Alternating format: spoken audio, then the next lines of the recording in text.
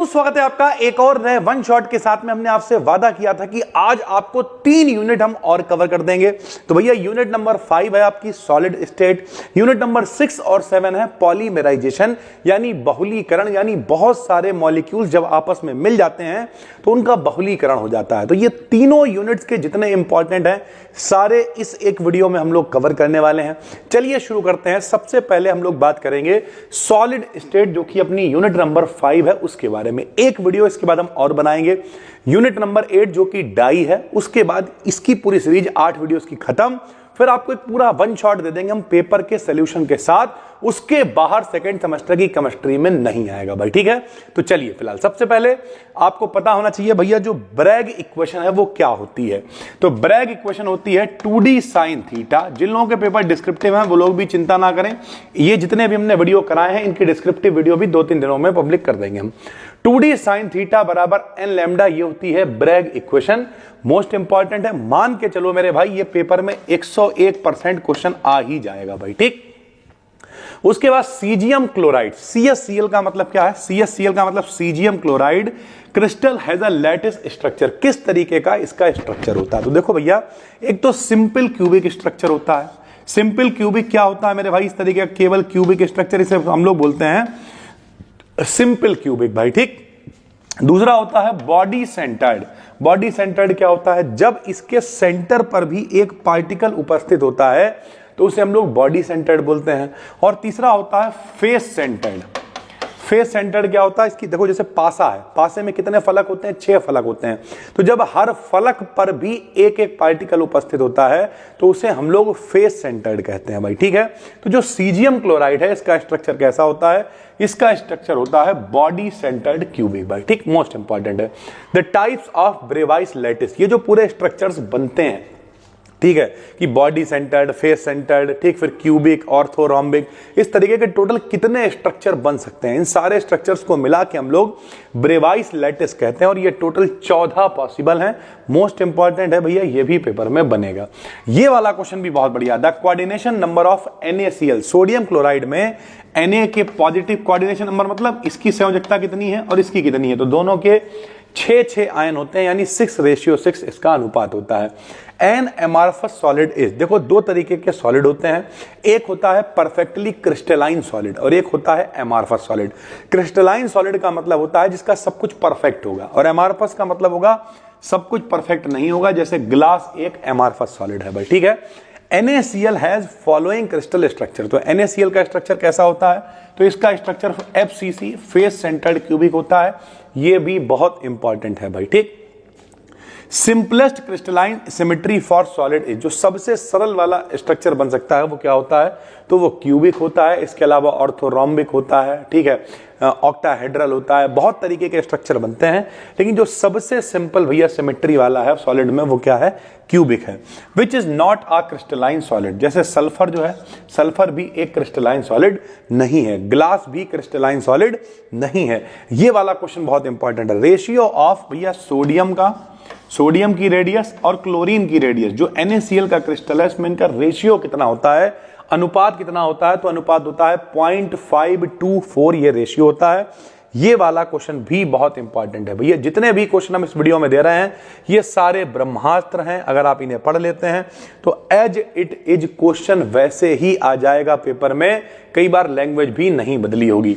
The total number of particles per unit cell in face centred cubic unit cell. देखो भैया याद रख लो, जो सिंपल क्यूबिक होगा उसमें नंबर ऑफ पार्टिकल्स होगा 1, ठीक। जो बॉडी सेंटर्ड होगा उसमें नंबर ऑफ पार्टिकल्स होंगे 2 और जो फेस सेंटर्ड होगा इसमें नंबर ऑफ पार्टिकल्स होंगे 4। ये बिल्कुल याद कर लो, पेपर में इनमें से एक क्वेश्चन बन ही जाएगा भाई, ठीक। कैसे ये होते हैं ये भी हम आपको डिस्क्रिप्टिव जब वन शॉट देंगे तो बता देंगे। Number of atoms per unit cell यहां पर आ भी गया मेरे भाई, ठीक है। तो सिंपल क्यूबिक में 1, फेस सेंटर्ड में 4 और बॉडी सेंटर्ड में कितने होते हैं? 2 होते हैं भाई।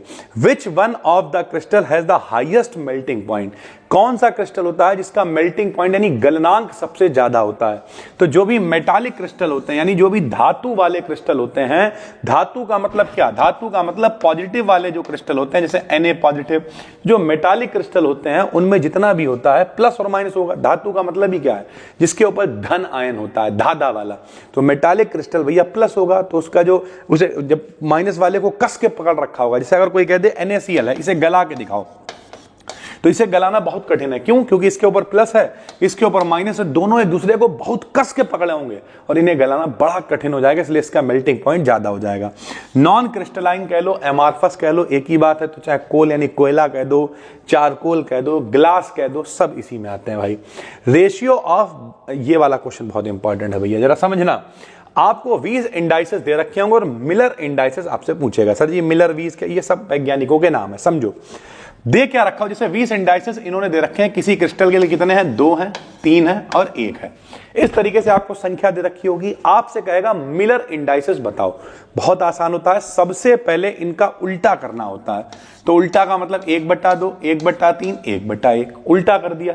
उल्टा करने के बाद में ऊपर पूर्ण संख्या बनानी होगी। तो पूर्ण संख्या बनाने के लिए अगर हम 2 से गुणा करेंगे तो 3 रह जाएगा नीचे, 4 से गुणा करेंगे तो 3 रह जाएगा नीचे, 5 से करेंगे 3 रह जाएगा, 6 से गुणा कर सकते हैं, कर दो 6 से गुणा। जब 6 से गुणा करेंगे तो ये कट जाएगा, 2 3 6, 3 दूनी 6, 1 से गया 6, यानी कितना आ गया 3 2 6, और यही इसके मिलर इंडाइसेस होंगे। यानी जो 20 इंडाइसेस आपको दे रखे होंगे उन्हें उल्टा करो, ऊपर पूर्ण अंक बना दो, वही मिलर इंडाइसेस कहलाएंगे। इस तरीके का क्वेश्चन पेपर में बन सकता है। प्लास्टिक क्या होता है? तो प्लास्टिक एक स्यूडो सॉलिड और एमॉर्फस सॉलिड है। स्यूडो का मतलब होता है आभासी, कि इसे हम सॉलिड कह सकते हैं लेकिन पूरी तरीके से ये सॉलिड नहीं है भाई, ठीक। और किस कैटेगरी में आता है? तो परफेक्टली क्रिस्टलाइन नहीं है, नॉन क्रिस्टलाइन यानी एमॉर्फस सॉलिड है। क्रिस्टलाइन सॉलिड में कौन आ जाएगा? जैसे NaCl, नमक की बड़ी बड़ी डेली देखी है, तो सोडियम क्लोराइड का क्रिस्टल परफेक्टली क्रिस्टलाइन सॉलिड होता है। KCl का स्ट्रक्चर कैसा होता है? तो KCl का स्ट्रक्चर होता है सिंपल क्यूबिक भाई, ठीक है। NaCl का फेस सेंटर्ड होता है, ऊपर बता चुके हैं। सीजियम क्लोराइड का बॉडी सेंटर्ड होता है, तो ये सब आपको पता होना चाहिए। Crystals can be classified into, तो अभी हमने आपको बताया जो क्रिस्टल्स हैं, जैसे क्यूबिक एक क्रिस्टल का टाइप है, ऑर्थोरोम्बिक एक है, ठीक है। इस तरीके के जो क्रिस्टल्स हैं वो टोटल 7 होते हैं। उनका जो स्ट्रक्चर बन सकता है बॉडी सेंटर्ड, फेस सेंटर्ड, वो टोटल बन सकते हैं 14। उन 14 को कहते हैं ब्रेवाइस लैटिस। तो यानी जो क्रिस्टल्स होते हैं वो 7 तरीके के सिस्टम में उन्हें क्लासिफाई कर सकते हैं। ब्रैग इक्वेशन में 2d sin थीटा बराबर n लैम्डा, उसमें n क्या होता है? तो n को कहते हैं ऑर्डर ऑफ रिफ्लेक्शन भाई, ठीक है। आगे चलते हैं भैया। Closest packing is maximum in the crystal of, देखो भैया सबसे ज्यादा क्लोजेस्ट पैकिंग किस में होगी? जिसमें भैया पार्टिकल ज्यादा होंगे। सबसे ज्यादा पार्टिकल फेस सेंटर्ड में होते हैं, तो फेस सेंटर्ड में ही क्लोजेस्ट पैकिंग होगी भाई। Which have metal deficiency defect, भैया ठीक है। तो धातु अशुद्धि डिफेक्ट किस में होता है? कौन सा उदाहरण है? तो कई उदाहरण दे रखे होंगे, फिलहाल FeO वाला खूब पेपर में पूछा जाता है, इसमें मेटल डिफिशियंसी डिफेक्ट पाया जाता है। Lowest unit of the crystal lattice, जो पूरा क्रिस्टल लैटिस है उसके सबसे छोटे भाग को क्या कहते हैं? तो सबसे छोटे भाग को यूनिट सेल कहते हैं। उस यूनिट सेल को अगर हम एक्स अक्ष पे, वाई अक्ष पे, जेड अक्ष पे लगातार घुमाते रहेंगे तो वही बड़ा होकर क्रिस्टल लैटिस की फॉर्म ले लेता है भाई, ठीक। For the solid state is untrue, solid state के लिए क्या ठीक नहीं है? तो it has high vapour pressure, कि इनका बाष्प दाब बहुत ज्यादा होता है, ऐसा नहीं है। सॉलिड जितने भी होते हैं उनके लिए बाष्प दाब कम होता है। एमॉर्फस सॉलिड में देखिए रबड़ भी इसी का उदाहरण है, प्लास्टिक भी इसी का उदाहरण है। और इनमें प्रॉपर्टीज कौन सी नहीं होती हैं? तो शार्प मेल्टिंग पॉइंट नहीं जी, अच्छा मेल्टिंग पॉइंट नहीं होता है। ज्योमेट्रिकल शेप्स, परफेक्ट शेप भी इनका नहीं होगा। रेगुलरिटी ऑफ द स्ट्रक्चर भी कुछ पता नहीं होगा, इसीलिए तो ये परफेक्टली सॉलिड नहीं है, क्रिस्टलाइन सॉलिड नहीं है। कौन सा सॉलिड है? एमॉर्फस सॉलिड है, यानी नॉन क्रिस्टलाइन, क्रिस्टल का अता पता ही नहीं है भाई, ठीक। एलिमेंट ऑफ सिमेट्री कितने तरीके की होती हैं? तो 3 तरीके की होती हैं। Plane of symmetry, axis of symmetry और सेंटर ऑफ सिमेट्री। भाई बहुत आसान है कि एक एक्सिस है, उसके चारों तरफ मतलब अगर सब बराबर चल रहा है, घुमाने पे बार बार वही स्टेट मिल रही है, तो एक्सिस ऑफ सिमेट्री हो जाता है। प्लेन ऑफ सिमेट्री में कोई ऐसा प्लेन हो जिसे अगर हम बीच में रखें तो दोनों तरफ का मामला सेम दिखाई दे। मान लिया ये क्रिस्टल है अपना, इसके बीच में अगर हम कोई प्लेन रख दें, तो जो प्लेन रख देंगे बीच में, तो अगर इधर उधर वाला मामला बराबर समान आ रहा है तो वो क्या कहलाएगी? प्लेन ऑफ सिमेट्री कहलाएगी भाई, ठीक है। ऐसे ही सेंटर ऑफ सिमेट्री होता है। टेट्रागोनल सिस्टम के लिए क्या गलत है, तो ए बी सी के मान बराबर नहीं होते हैं, ये टेट्रागोनल के लिए गलत है भाई। Size of crystal depends upon A B C. अच्छा है क्या, तो ए बी सी साइड है कि भैया ये ए, ये बी, ये सी किनारा है उसका। तो साइज ऑफ क्रिस्टल्स लंबाई गुणे चौड़ाई गुणे ऊंचाई है सरल भाषा में। किसी क्रिस्टल का साइज डिपेंड करता है रेट ऑफ इट्स फॉर्मेशन, कि वो बन कैसे रहा है, उसकी दर क्या है, कितना ज्यादा बन रहा है, उस पर डिपेंड करेगा उसका साइज कितना होगा। क्रिस्टल्स ऑफ अ सब्सटेंस है, किसी सब्सटेंस के जो क्रिस्टल हैं उनकी जो ज्योमेट्री होती है वो निश्चित होती है, डेफिनेट होती है भाई। ए बी सी यानी जो साइड है वो बराबर नहीं है। अल्फा बीटा गामा यानी जो कोण है, समझो मेरे भाई कि मान लिया लंबाई गुणे चौड़ाई अगर हम बना रहे हैं, लंबाई गुणे चौड़ाई अगर हम बना रहे हैं तो भैया ये जो लंबाई है, ठीक, ये जो चौड़ाई है या जो ऊंचाई है, ये क्या है, ये ए बी सी है। और ये जो कोण बन रहा है, ये जो कोण है, ये अल्फा बीटा गामा होंगे। तो अल्फा बीटा गामा जो है वो 90 नहीं है, ए बी सी भी 90 नहीं है। तो जो क्रिस्टल होगा वो कैसा होगा, ट्राई क्लिनिक होगा। अभी हमने आपको बताया टोटल 7 सिस्टम होते हैं, जिनमें से सबसे सरल कौन सा होता है, क्यूबिक होता है। उसी में देखो एक ट्राई क्लिनिक भी आ गया सिस्टम, ठीक है। उसी तरीके से एक टेट्रागोनल भी आ गया। ऐसे टोटल 7 सिस्टम होते हैं और इन 7 सिस्टम के 14 स्ट्रक्चर पॉसिबल होते हैं। इन 14 स्ट्रक्चर्स के पूरे सिस्टम को ब्रेवाइस लैटिस हम लोग कहते हैं भाई, ठीक है। Structure of KCL simple cubic है, ऊपर बता चुके हैं। Which structure has a definite भैया ज्योमेट्री किसकी होगी, तो क्रिस्टलाइन सॉलिड्स की ज्योमेट्री डेफिनेट होगी। Which is not a property of solid की प्रॉपर्टी कौन सी नहीं है, तो इंटरमॉलिक्यूलर फोर्सेस आर वीक, ऐसा नहीं है। मॉलिक्यूलर फोर्सेस बहुत ज्यादा होंगे तभी क्रिस्टल परफेक्ट होगा, यानी अगर मॉलिक्यूलर फोर्सेस वीक है इसका मतलब वो सॉलिड नहीं है भाई। ग्रेफाइट है, जो ग्रेफाइट होता है, ये क्वेश्चन भी बहुत अच्छा है। इसमें जो कार्बन होता है, ग्रेफाइट है क्या बेसिकली, ग्रेफाइट मेरे भाई कार्बन का ही बदला हुआ रूप है। कोयला हो गया, ग्रेफाइट हो गया, एक और नया इसका जुड़ा था फुलरिन, तो फुलरिन भी इसका ही बदला हुआ रूप है। तो जो ग्रेफाइट है उसमें कार्बन पे जो संकरण होता है वो कितना होता है, sp2 होता है। ब्रैग इक्वेशन को दिया किसने, तो WL ब्रैग और WH ब्रैग ने ब्रैग इक्वेशन यानी 2d sin थीटा बराबर n लैम्डा को प्रस्तुत किया। देखिए 7 सिस्टम में से एक मोनोक्लिनिक सिस्टम भी है। मोनोक्लिनिक में अल्फा बीटा जो कोण है वो 90 होंगे, लेकिन गामा का मान 90 नहीं होगा। सीजीएम क्रिस्टल कैसा होता है तो आपको बता चुके हैं, बॉडी सेंटर्ड होता है। फिर ऑर्थोरोम्बिक क्रिस्टल जो है उसमें क्या होता है, तो ए बी सी तीनों आपस में भुजाएं बराबर नहीं होती हैं ऑर्थोरोम्बिक के अंदर। Who recommended that crystal may act as a grating for X-rays? पहले तो समझो ग्रेटिंग क्या होता है। ग्रेटिंग का मतलब देखा होगा, नालियों के ऊपर जाली पड़ी होती है, इस तरीके से नालियों के ऊपर जाली पड़ी होती है मेरे भाई, उसे ही हम लोग ग्रेटिंग बोलते हैं, ठीक। तो ग्रेटिंग मतलब जिसमें चीजें आर पार जा सके। तो एक्स रेज जो हैं क्रिस्टल से आर पार हो सकती हैं, क्रिस्टल के ट्रांसमिट कर सकती हैं। ये लावे का मेथड था, इसे लावे पढ़ लो, लाऊ पढ़ लेते हैं कई लोग, जो भी विधि आप पढ़ सकते हो मेरे भाई। तो लाऊ भी इसलिए कई लोग पढ़ते हैं। तो लाऊ ने एक्स रेज की सहायता से क्रिस्टल के बारे में बताया था, इसलिए जो लाऊ का मेथड है इससे हम लोग क्रिस्टल के स्ट्रक्चर को पता कर सकते हैं भाई, ठीक है। उसके अलावा मेरे भाई पॉलीमर्स सॉलिड स्टेट के ये क्वेश्चंस थे जितने भी मोस्ट इंपॉर्टेंट थे। पॉलीमर क्या होता है, पॉलीमर में ये होता है कि भैया बहुत सारे छोटे छोटे, जैसे मान लिया हम कहते हैं ये एथिलीन है, C2H4 क्या है, एथिलीन है। इसका आईयूपीएसी नाम एथीन होता है। जब बहुत सारे एथीन मिला देंगे तो ये बहु एथीन हो जाएंगे, अंग्रेजी में कहते हैं पॉली एथीन हो जाएंगे, और अच्छा कहते हैं तो पॉलीथीन हो जाएंगे। जिसे तुम मोमिया, पन्नी, झिल्ली, जो भी तुम कहते हो भाई। तो इस तरीके से पॉलीमर बनते हैं। कुछ नेचुरल पॉलीमर बताओ, तो जैसे सेलुलोज हो गया, स्टार्च हो गया, सिल्क हो गया, प्रोटीन हो गया। चारों विकल्प में नहीं होंगे, जो विकल्प में होगा आप उस पर टिक लगा दोगे। ये सब नेचुरल पॉलीमर है, प्रकृति में पाए जाते हैं। सोल्यूशन ऑफ पॉलीमर में बी इन वाटर, यानी जो कोई भी पॉलीमर है अगर पानी में उसका सोल्यूशन देखेंगे तो वो होमोजेनस भी हो सकता है। होमोजेनस मतलब समांगी, पूरी तरीके से घुल भी सकता है, और हिड्रोजेनस का मतलब विषमांगी हो सकता है, ना भी घुले, दोनों तरीके का विलयन पॉलीमर दे सकते हैं। Monomer unit of natural rubber, जो नेचुरल प्राकृतिक रबर कही जाती है वो किससे बनी होती है। मोनोमर का मतलब उस शुरुआत क्या थी, वो एक लग क्या था जो मिल मिल के ये पॉलीमर बना। तो नेचुरल रबर बनी होती है आइसोप्रीन से। उसके अलावा यहां पर एक फॉर्मूला दे रखा है कि NpCl2 का होल ऑफ n, इसमें n की वैल्यू कितनी होगी, तो n की वैल्यू इसमें होगी 3 से 5 के बीच में। ये क्वेश्चन पेपर में खूब आता है। इनऑर्गेनिक पॉलीमर हम लोग किसे कहते हैं? तो देखो, एक तो ऑर्गेनिक होता है जिसमें कार्बन और हाइड्रोजन के बीच बनने वाले बॉन्ड, कंपाउंड, ये सब पढ़ते हैं, वो कार्बनिक है भाई, ठीक। यहां हम बात कर रहे हैं इनऑर्गेनिक पॉलीमर की। तो जितने भी हम लोग पॉलीमर पढ़ रहे हैं लगभग ऑर्गेनिक ही पढ़ रहे हैं, चाहे वो नाइलॉन हो, टेफ्लॉन हो, ठीक है, अभी आगे आपको पता भी चलेगा। लेकिन इनऑर्गेनिक पॉलीमर हम लोग कहते हैं फास्फाजीन को भाई, which is used in making flame proof. Flame proof समझते हो? जो आग से बचाने वाले कपड़े होते हैं। बहुत अच्छा क्वेश्चन है, किससे बनते हैं? तो इनमें भी फास्फाजीन का इस्तेमाल किया जाता है आग से बचाने वाले कपड़ों को बनाने के लिए। P3N3Cl3 में जो फास्फोरस है उस पे कौन सा संकरण है? तो मेरे भाई इस पे sp2 संकरण होता है। N3P3Cl6 में कैसा कंपाउंड है मेरे भाई? तो साफ साफ दिखाई दे रहा है, तीन ये हैं, टोटल 6 हैं। तो ये पूरा जो स्ट्रक्चर बनता है 6 मेंबर्ड रिंग होती है और हिड्रोसाइक्लिक कंपाउंड होता है। होमो मतलब एक जैसा, ये हिड्रोसाइक्लिक मतलब अलग अलग है। 3N है, 3P है, तो ये कैसा है? हिड्रोसाइक्लिक कंपाउंड है, ठीक।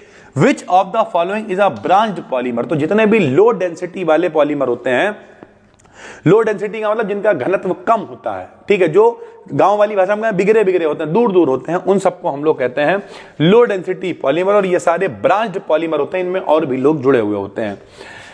उसके बाद देखिए साइक्लोट्राइफास्फाजीन है। तो जो साइक्लोट्राइफास्फाजीन है इसका स्ट्रक्चर कैसा होता है? तो साइक्लोट्राइफास्फाजीन का स्ट्रक्चर प्लेन होता है। सिलिकॉन्स, देखो फास्फाजीन और सिलिकॉन से क्वेश्चन तो बनता है। तो सिलिकॉन्स की जो बेसिक यूनिट है वो ये होती है भैया, ठीक। एक R मतलब एल्किल ग्रुप, R मतलब एल्किल ग्रुप, SI और O लगा होगा, होल ऑफ N लिख देते हैं। इसमें 1 से गुणा करो, 2 से करो, 3 से करो, तो अलग अलग सिलिकॉन्स बनते जाएंगे। यानी सिलिकॉन्स का जो स्ट्रक्चर है वो कैसा है? बेसिक यूनिट उसकी यही है। सिलिकॉन को कैसे यूज कर सकते हैं, कैसे नहीं यूज कर सकते हैं? तो जो वैनिशिंग क्रीम होती है सफाई वगैरह करने वाली, उनमें हम लोग इसका इस्तेमाल नहीं कर सकते हैं। टेफ्लॉन किसका उदाहरण है? तो ये एक होमोपॉलीमर है नंबर 1। तो दूसरा एडिशन पॉलीमर है। एडिशन का मतलब जुड़ना और होमो का मतलब एक ही जैसे मॉलिक्यूल जुड़ते जाएंगे। जहां कहीं भी होमो शब्द आ जाए, होमो का मतलब होता है समान, यानी एक जैसे पॉलीमर्स आपस में जुड़ते जाएंगे और टेफ्लॉन बन जाएगा, ठीक। इन ट्राइफास्फाजीन, जो ट्राइफास्फाजीन है उसमें फास्फोरस भी होगा, सीधी सी बात है, ट्राई मतलब 3, तो फास्फोरस भी होंगे और नाइट्रोजन भी होगा। तो जो फास्फोरस होता है उस पे sp3 संकरण होता है, जो नाइट्रोजन होता है उस पे sp2 संकरण होता है भाई, ठीक है। उसके बाद अगर हम बात करें तो silicones have the general formula. जो सिलिकॉन्स होते हैं उनका जनरल फार्मूला क्या होता है भाई? तो R2SI हो का होल ऑफ N, ये वही है जो अभी हमने आपको ऊपर लिख के दिखाया था कि SI है, ऊपर R था, नीचे R था, यहां O लगा हुआ था और होल ऑफ। बेसिक यूनिट ये है, इस पे होल ऑफ N लगा दोगे तो यही तो जनरल फार्मूला है। इसमें 1 से 2 से 3 से आप गुणा करते रहोगे और आराम से आपको चीजें मिलती रहेंगी। बैकेलाइट क्या है? तो बैकेलाइट आपने देखा होगा हमारे घरों में जो फ्राई पैन वगैरह होते हैं चाय वगैरह बनाने वाले, तो वो बैकेलाइट के ही हैंडल उनमें होते हैं। बैकेलाइट के स्विचेस घर में इस्तेमाल किए जाते हैं। बैकेलाइट भी एक पॉलीमर है। किसका पॉलीमर है? तो जब हम लोग फिनॉल को, समझिए, जब हम लोग फिनॉल को और फॉर्मेल्डिहाइड को मिला देते हैं तो मेरे भाई पॉलीमर, तो जो दोनों के जुड़ने से जो बनता है उसे हम लोग बैकेलाइट कहते हैं। और ये एक तरीके का थर्मोसेटिंग प्लास्टिक होता है भाई, ठीक, थर्मोसेटिंग पॉलीमर होता है। उसके बाद विच माइक्रोमॉलिक्यूल इज नॉट अ पॉलीमर? कौन सा मॉलिक्यूल है छोटा सा जो पॉलीमर नहीं है? तो जो क्लोरोफिल है, हरी पत्तियों में पाया जाता है, उसका पॉलीमर से कोई भी लेना देना नहीं है भाई, ठीक है। Natural rubber is polymer of, आपको बता चुके हैं, आइसोप्रिन के मिलने से। सिस आइसोप्रिन, सिस और ट्रांस तो फॉर्म है कि अगर ग्रुप एक जैसे लगे होते हैं, एक तरफ लगे होते हैं तो सिस बोल देते हैं। फर्स्ट सेमेस्टर में आपको पढ़ाया था। फिलहाल आप इतना समझो, आइसोप्रिन के मिलने से ही नेचुरल रबर बनती है। लाइट स्कैटरिंग एक मेथड है, इसका इस्तेमाल हम किस लिए करते हैं? तो वेट को ज्ञात करने के लिए, एवरेज मोलर मास यानी द्रव्यमान को, भार को ज्ञात करने के लिए हम लोग लाइट स्कैटरिंग मेथड, स्कैटरिंग मतलब समझते हो बिखर जाना, तो लाइट स्कैटरिंग मेथड का प्रयोग करते हैं। नाइलॉन है, पॉलीएस्टर है, सिल्क है, सेलुलोज है, ये सब क्या है? ये सब फाइबर्स हैं। फाइबर समझते हो, रेशेदार, ये जितने भी हैं ये सब रेशे की फॉर्म में। नाइलॉन आपने सुना ही होगा, रस्सी बनती है, सब रेशे रेशे निकलते हैं उसमें, तो ये सब फाइबर्स में आते हैं भाई, ठीक। Compound used as lubricant, lubricant समझते हो जो चीजों को आसान बनाए, चलने में आसान। फॉर बॉल बियरिंग, जो बियरिंग वगैरह, बैरिंग बोल देते हैं गांव लोग उसे, at high temperature and high speed, तो जो किसका इस्तेमाल करते हैं? तो सिलिकॉन ग्रीस का इस्तेमाल किया जाता है। गांव लोग जिसे ग्रीस कह देते हैं, मतलब चाइन में हमारी ग्रीस लगा दो, हमारी साइकिल जो है थोड़ी कर्री चल रही है, गांव वाले लोग ऐसा कहते हैं भाई, ठीक है। गांव वालों का मतलब बिल्कुल ऐसा नहीं है, कई बार लोग बुरा मान जाते हैं, लेकिन रियलिटी क्या है? गांव वालों का मतलब जो अभी भी अवेयर नहीं हुए हैं, ठीक, जैसे कई लोग हमने आज भी देखे, एक्सप्लेन क्यों करना पड़ता है, कई बार लोगों को बुरा लग जाता है, कई लोग हमने आज भी ऐसे देखे हैं जो पता चला सब कुछ ऑनलाइन हो गया, फिर भी बेचारे लाइन में खड़े हुए हैं, सुबह अपने चले गए, अपना दिन भर में बिल जमा करा, शाम को घूम लिए, चले आए, सब समय खराब हो गया। बोले भैया टाइम नहीं मिलता हमें, एक क्लिक करो जमा हो जाएगा, बात खत्म हो गई। जैसे इस समय हमें हर जो दूसरा व्यक्ति मिल रहा है, बिल्कुल भी बुरा मानने की बात नहीं है, हर दूसरा व्यक्ति जो मिल रहा है, भैया हम सोलर पैनल लगाने वाले हैं, तो इस समय हर आदमी सोलर पैनल लगा रहा है। तो अब इसका मतलब यह नहीं है कि भैया आपको बौरा जाना, सोचो समझो फिर उस तरीके से एक्ट करो, भाई सीधी सी बात है। CH3SiCl2 को जब हाइड्रोलिसिस कराते हैं, हाइड्रोलिसिस समझते हो आप, जब जल से क्रिया कराते हैं तो क्या बनता है, तो बहुत आसान है, यहां से Cl हट जाएगा क्योंकि H2O से रिएक्शन कराएंगे तो OH यहां जुड़ जाएगा और HCl के संग में HCl बना के अलग हो जाएगा, तो सिर्फ OH यहां पर आके जुड़ जाएगा। रबर जो शब्द है वो किसने दिया था, तो जोसेफ प्रीस्ले नाम का व्यक्ति है जिन्होंने रबर शब्द को दिया।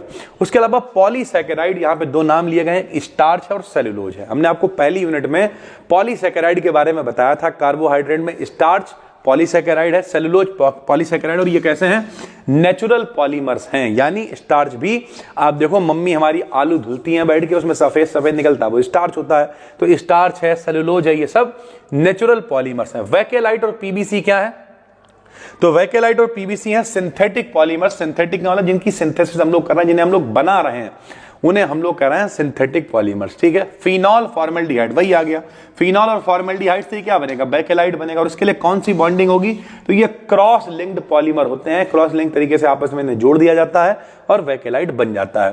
थर्मोसेटिंग पॉलीमर कौन है, तो अभी आपको ऊपर भी बताया, बैकेलाइट एक थर्मोसेटिंग पॉलीमर है। वांडर वाल्स और जो हाइड्रोजन बॉन्ड होते हैं ये सब सेकेंडरी बॉन्ड है, यानी पहले तो मेन बॉन्ड बनना जरूरी है। जैसे हाइड्रोजन बॉन्ड तो तब बनेगा ना जब यहां पर दो HF के अणु आपस में मजबूती से जुड़े होंगे, तब इनके बीच में हाइड्रोजन बॉन्ड बनेगा। तो चाहे वो वांडर वाल्स फोर्सेस हो, चाहे हाइड्रोजन बॉन्डिंग हो, ये सब अट्रैक्टिव फोर्सेस हैं। और सेकेंडरी फोर्सेस हैं भैया, रियलिटी ये है कि प्राइमरी फोर्सेस, प्राइमरी जो बॉन्ड्स हैं वो कौन से हैं, आयनिक बॉन्ड है, कोवैलेंट बॉन्ड है, हिंदी में कहे तो आयनिक बंध है, सहसंयोजक बंध है, उपसहसंयोजक बंध है, ये सब है भाई। ठीक है, ब्यूना रबड़ हो गई, ये किस तरीके का पॉलीमर है, तो ब्यूना रबड़ भी सिंथेटिक पॉलीमर में ही आ जाएगी। Which polymer is used in making contact lens, तो जो भैया आंखों में लेंस वेंस लगाए जाते हैं उन्हें बनाने के लिए किसका इस्तेमाल करते हैं, तो उन्हें बनाने के लिए भी हम लोग सिलिकॉन के पॉलीमर्स का इस्तेमाल करते हैं। जो सिलिकॉन होते हैं उसमें इस तरीके की बॉन्डिंग पाई जाती है, सिलिकॉन और ऑक्सीजन के बीच में बॉन्ड मिल जाएगा आपको सिलिकॉन्स के अंदर। साइलेनॉल का फॉर्मूला R3SiOH होता है, साइलेनॉल इसे बोलते हैं। ट्राईफॉस्फाजीन का स्ट्रक्चर प्लेनर होता है, आपको ऊपर भी बता चुके हैं। और ट्राईफॉस्फाजीन एक लुईस क्षार है, लुईस बेस है। एक आदमी था उसका नाम था लुईस, लुईस ने पी थी लस्सी इन 1980 में लस्सी पीते पीते इन्होंने एक डायलॉग बोला कि जो देगा उधार कहलाएगा लुईस क्षार। यानी जिन लोगों के पास इलेक्ट्रॉन एक्स्ट्रा होते हैं वो किसी को उधार दे देते हैं, वो सारे के सारे लुईस क्षार कहलाते हैं भाई। ठीक है, तो ट्राईफॉस्फाजीन भी एक लुईस क्षार की तरह काम करता है। जितने भी पॉलीफॉस्फाजीन हैं उन सब में ये नाइट्रोजन, फास्फोरस, एक्स का मतलब हाइड्रोजन हो गया, इस तरीके नाइट्रोजन, फास्फोरस, एक्स, ये यूनिट बार बार रिपीट होगी और जब बहुत सारे जुड़ जाएंगे तो वो ऑटोमेटिक कहलाएंगे पॉलीफॉस्फाजीन। जो थर्मोप्लास्टिक होते हैं सारे के सारे लीनियर पॉलीमर्स होते हैं, यानी सीधे सीधे जुड़ते चले जाते हैं, वो सारे के सारे थर्मोसेटिंग प्लास्टिक्स कहलाते हैं। स्टार्च किसका पॉलीमर है, बता चुके हैं। ग्लूकोज के जब बहुत सारे अणु आपस में जुड़ते हैं तो स्टार्च बनता है। स्टार्च का बेसिक फार्मूला क्या होता है, general formula 6-10-5 whole of n, ये स्टार्च का फार्मूला होता है मेरे भाई। ठीक, natural rubber is a polymer, isoprene का भैया बता चुके हैं आपको।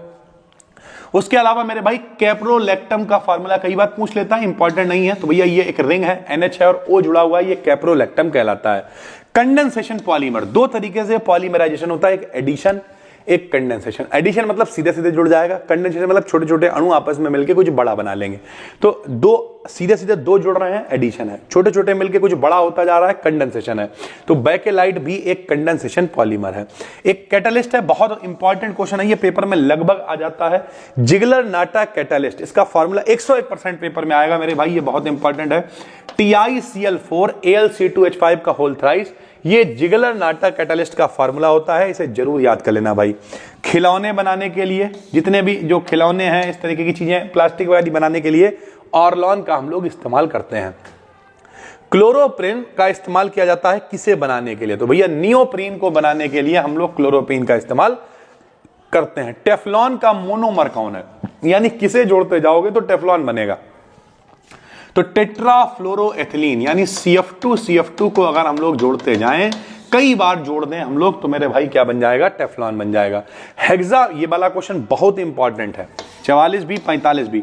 हेक्सामेथिलीन डाइएमीन और एडिपिक एसिड को जब मिलाएंगे तो नाइलॉन 6 बनता है। लिख लो मेरे भाई, ये वाला क्वेश्चन दोनों पेपर में बहुत इंपॉर्टेंट है भैया, ठीक। 1,3 ब्यूटाडाइईन और स्टाइरीन को मिलाने से ब्यूना एस रबर बनती है, बहुत इंपॉर्टेंट क्वेश्चन है। उसके अलावा नाइट्रोजन किसमें पाया जाता है? तो नाइलॉन एक ऐसा पॉलीमर है जिसमें नाइट्रोजन एटम पाया जाता है। एथिलीन ग्लाइकॉल और डाईमेथिल टरफ्थलेट को जब मिलाते हैं तो डेक्रॉन बनता है। ये भी पेपर में कई बार बना हुआ है, बहुत इंपॉर्टेंट हमने क्वेश्चंस उठाए हैं भाई, ठीक है। एल्किल एल्यूमिनियम और टाइटेनियम हैलाइड्स, नाम से ही पता चला, अभी हमने आपको ऊपर फार्मूला भी लिखवाया था। तब जिगलर नाटा, जहां पे साफ साफ दिख रहा है एल्यूमिनियम दिख रहा है, टाइटेनियम दिख रहा है, इसका मतलब क्या है? जिगलर नाटा कैटालिस्ट की बात करी जा रही है। ऑर्लॉन किससे बनता है? तो ऑर्लॉन विनाइल साइनाइड से बना होता है। यह क्वेश्चन भी बहुत इंपॉर्टेंट है। Which is use to make non sticky material, यानी बिना चिपकने वाले मटेरियल के लिए किसे बनाते हैं? टेट्राफ्लोरोएथीन से हम लोग बनाते हैं नॉन स्टिकी मटेरियल्स को। कंडेंसेशन पॉलीमराइजेशन के लिए कोई एक उदाहरण बताओ।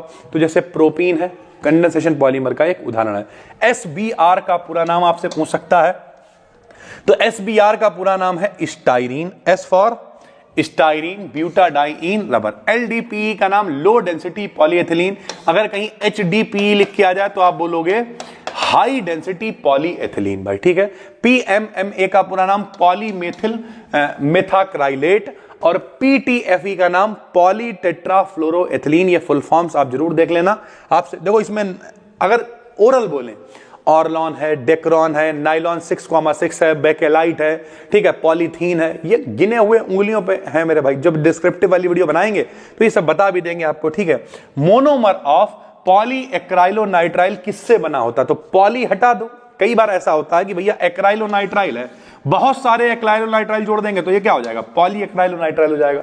यानी पॉलीएक्राइलोनाइट्राइल किससे बना हुआ है? तो पॉली आगे का हटा दो, उन्हीं से मिलकर बना हुआ है। उसके बाद टेरिलीन क्या है? तो टेरिलीन एक पॉलीएस्टर है, यानी इसमें बहुत सारे एस्टर ग्रुप आपको आपस में जुड़े मिल जाएंगे। ब्यूना एस क्या है? एक सिंथेसाइज्ड रबर है, बनाई हुई रबर है, जिसमें एस का मतलब होता है स्टाइरीन भाई, ठीक है। पीबीसी, ये भी बहुत इंपॉर्टेंट क्वेश्चन है। पीबीसी किससे बना होता है? तो पीबीसी बिनाइल क्लोराइड जब बहुत सारे आपस में जुड़ते हैं तो उसे पीबीसी कह देते हैं। और विनाइल ग्रुप होता क्या है? CH2 डबल बॉन्ड CH को विनाइल कहते हैं। इसी में आगे Cl लगा दो तो ये विनाइल क्लोराइड हो जाएगा। पॉलीथीन किससे बनता है? तो एथिलीन को जोड़ने पर पॉलीथीन बनता है। ये देखो, फॉर्मेल्डिहाइड यानी HCHO मतलब फॉर्मेल्डिहाइड, और फिनॉल को आपस में मिलाने पर वैकेलाइट बनता है। नॉन फ्लेमेबल, यानी जब कभी, ये जो हमने अभी आपको उदाहरण बताया था, 1 माने मोनो, 2 माने डाई, 3 माने ट्राई, 4 माने टेट्रा, तो ये जो टेट्रा फ्लोरो वाला कंपाउंड है जो अभी हमने आपको ऊपर दिखाया, जिससे मिलकर हम लोग पॉलीमर बना रहे थे, ये नॉन फ्लेमेबल है, जिसे हम लोग जला नहीं सकते मेरे भाई, ठीक है। तो इस तरीके की चीजें हैं। उसके अलावा प्लास्टिक्स आर वेरी यूजफुल, जो प्लास्टिक्स होती है किस तरीके से हमारे काम में आती हैं, खिलौने हैं, बोतल हैं, कुछ चालक पदार्थ यानी इंसुलेटर हैं, पाइप है, इन सबको बनाने में इस्तेमाल किया जाता है भाई, ठीक है। ये लगभग 120 के करीब क्वेश्चंस हैं। ओवरऑल हम लोगों ने पहली यूनिट देखी, दूसरी देखी, तीसरी देखी, ये थी भैया हम लोग, अब हम पहुंच गए सिर्फ लास्ट यूनिट पे। 5, 6, 7 तीनों यूनिटें ये कवर हो गई हैं। कल हम आपको एक वीडियो देंगे सुबह सुबह जिसमें हम लोग डाई को भी कवर कर लेंगे, और कल शाम को मेरा पूरा प्रयास है कि हम आपको एक वन शॉट दे दें पूरा, जिसमें हम 1 या 2 पेपर भी सॉल्व करवाएंगे, आपको पेपर यहाँ पे दिखाएंगे कि देखो ये क्वेश्चन जो हमने इंपॉर्टेंट बताए हैं उसमें से आए हुए हैं। कोई क्वेश्चन नहीं मिल रहा होगा तो हम उसे आपको तुरंत बता देंगे और पूरा वन शॉट आप देख डालोगे, उसके बाहर पेपर नहीं आएगा, as it is question repeat होंगे अगर आपका पेपर ऑब्जेक्टिव है।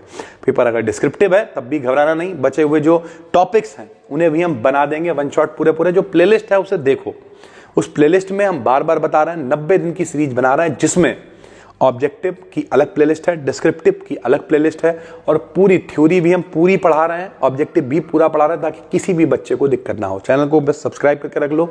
हम मिलते हैं आपसे, ये PDF आपको मिल जाएगी टेलीग्राम पे, अपना चैनल है फ्री में, BD Kirin BSc, डिस्क्रिप्शन में लिंक है, उसे भी ज्वाइन कर लेना। मिलते हैं, थैंक यू भाई, धन्यवाद।